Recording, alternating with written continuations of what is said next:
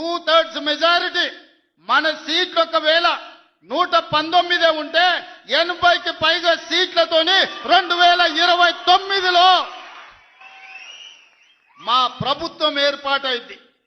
ఒకవేళ 153 సీట్లయితే 100 పైగా సీట్లతోని 2/3 మెజారిటీతోని తెలంగాణలో రెండోసారి కాంగ్రెస్ ప్రభుత్వాన్ని తెస్తాం. ఇది మా సవాల్.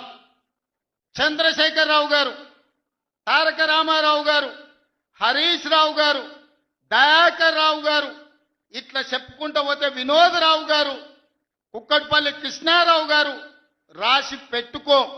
2029లో 2/3 మెజార్టీతోని ఈ రాష్ట్రంలో కాంగ్రెస్ ప్రభుత్వాన్ని ఏర్పాటు చేస్తా.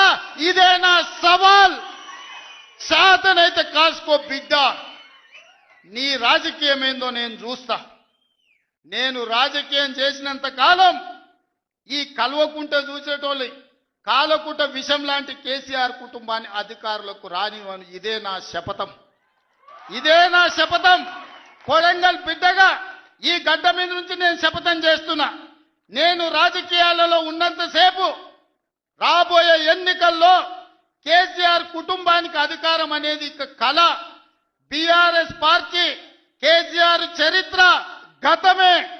మీ పార్టీకి మీకు భవిష్యత్తు లేదు.